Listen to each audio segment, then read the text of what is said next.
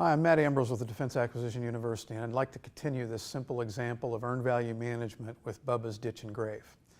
In this particular session, what we're going to talk about is some calculations that we can do that project where Bubba's going to end up by the end of the program, and also what efficiency he might have to demonstrate in order to end up at a certain target. The first thing we're going to look at is an estimate at completion, and we've got to know how efficient Bubba has been so far. So if you remember on day 7 where we were, he has completed 80 meters or $80 worth of ditch at the end of day 7, so it sounds like he's ahead of schedule, and we figured that out. And he's also spent $90 to get that 80 meters worth of ditch dug, so he's not efficient on cost. And when we calculated that out, his cost efficiency was only 0.89, or 89 cents worth of work for every dollar that Bubba has spent, which is not good. So we can take that efficiency, project it to the end of the program for the remaining work, and see where we think Bubba will end up using an estimate at completion formula that uses only the cost performance index, or the CPI. That's the simplest way to calculate an estimate at completion. So let's go ahead and plug the numbers here that we've already got into this formula and figure out where we think Bubba will end up based on his cost efficiency so far. So we know the actual cost of work performed. He's spent 90 so far. And then we're going to do what's inside the brackets here. So the budget at completion is 100. And if we subtract what he's done so far, the budgeted cost of work performed of 80, that'll give us how much work is left. And then we're going to divide that by the efficiency that he's shown so far, the CPI of 0.89. So that's going to be 90 plus 20, and we're going to divide that 20 by 0.89. And if we divide that out, what we're going to end up with is 22.47. So 90 plus 22.47. If you plug that into the calculator, that's what you should get. And so we estimate that Bubba's going to end up at $112.47 on this ditch. Now the original budget is 100, so that's not good, right?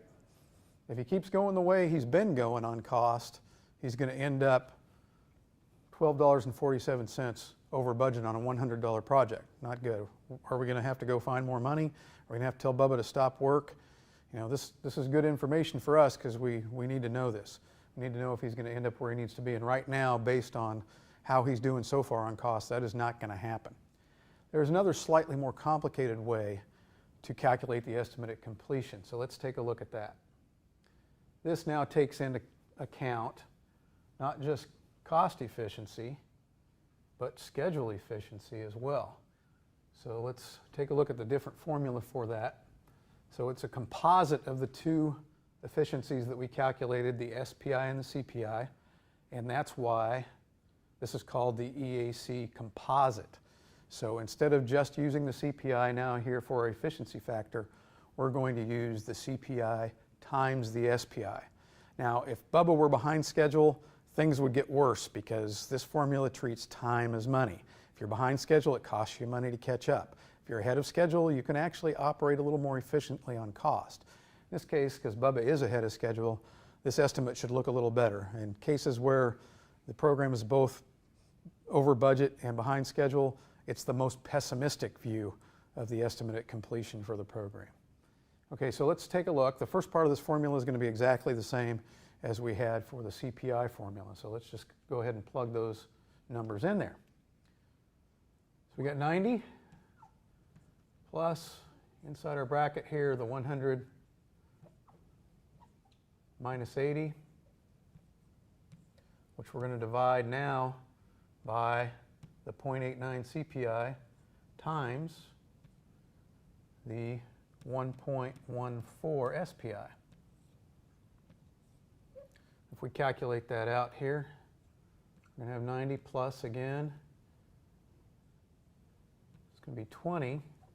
If you run that through your calculator, it should come out to 1.01 divided by 1.01. And again, if we calculate that out, we get 90 plus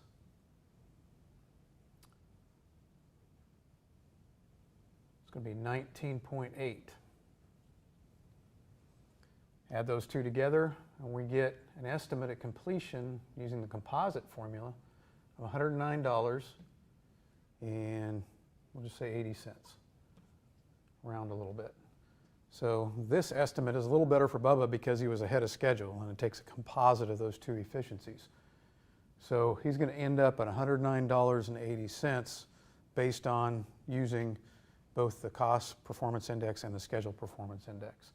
But still over budget, right? So again, we'd have to think about if Bubba's going to end up here, are we going to be able to get extra money to pay for it, or do we want to tell Bubba to stop work at some point so that we don't go over our budget of $100? All right, so those are the two estimates at completion. There are other ways to calculate that, but those are the two most common ones.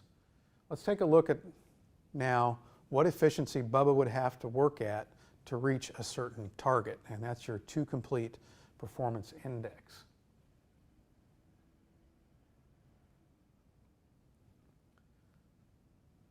The TCPI, which is that two complete performance index, tells us how efficiently Bubba has to work in order to reach a certain target.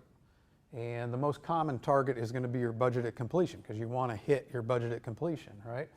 So we're going to use that as our first target. So here you see the formula is just basically how much work is remaining, and we're going to divide that by how much budget we've got, or cost remaining. In our case, with the budget at completion being 100 and the actual cost being 90, you're going to see that's going to come out to be 10.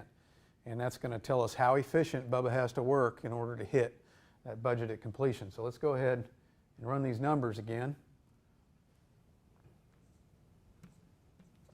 Once again, in this formula, we've got the 100 minus 80 tells us how much work is left. And then how much budget is left is going to be our target, our budget at completion, minus what we spent so far, our actual cost of work performed.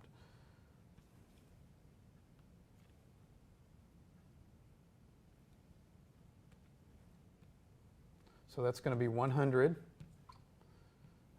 minus 90. So this is a little easier here. We're going 20 there over 10. And if you divide that out, you get a 2.00, since we usually put a couple of decimal places on our efficiency factors. So unless Bubba works at a CPI of 2.00, he's not going to get to the budget of $100 and get the ditch dug to 100 meters. Is that likely to happen, getting $2 worth of work done for every dollar spent? Given that Bubba has been at this 0.89 up to now, probably not. Okay, so Bubba sees that and he says, you know what, you're right, I'm not going to make it to the budget. But if you can give me another $5, I think I can get there from here. So he says, I estimate I can get this ditch dug for $105, and that would be a contractor's estimate at completion, not the government that we calculated a little bit earlier, but the contractor's estimate at completion. So let's take a look at how that would work out if we take Bubba's word for it there. He thinks he can get there, but how efficient is he going to have to be to hit now a new target? So the new target here is his EAC, so this is going to be a two complete performance index for a contractor's estimate at completion. And in this case, Bubba's EAC, we'll put over here, we said was 105. So he's got an EAC of 105, so we're going to plug that into our formula. First part of the formula stays exactly the same. Amount of work left to do does not change. We're going to divide that by his estimate, and then we're going to subtract the actual cost of work performed to this point, which was 90. So we've got that 105 that he estimates he can get there, and then we've got the $90 we're going to subtract out of that, so he's got $15 of budget left if we can get a budget of 105 or a target of 105 there according to his new estimate. So if we go ahead and run those numbers, we got 20, and that's going to be divided by 15, which is going to give us 1.33. So to reach an estimate of 105 for this project, Bubba is going to have to operate at a cost performance index of 1.33 or $1.33 for every dollar he spends. Now that's certainly more realistic than $2 of work for every dollar that he spends. But again, back to where is he now? 0.89. And what's the level of improvement that he would have to show? He'd have to get 44% better on cost than he's been up to this point in the project. Does that make sense? Does he have a story to tell us as to how he's going to get that much more efficient before we would actually believe this estimate of completion of 105, when our own estimate ranged between $109 and $112 to get this thing spent? So all of these calculations help us to sit down with a contractor and say, look, this is where we think you're headed. Tell us why you think it might be different, or tell us why you think this is accurate, and we'll take a look and see what we can do on the program, or if we need to maybe stop work on the program. But these are very valuable in terms of projecting what's happened so far on the program to the end of the program and seeing where we're going to end up or how efficiently we might have to work.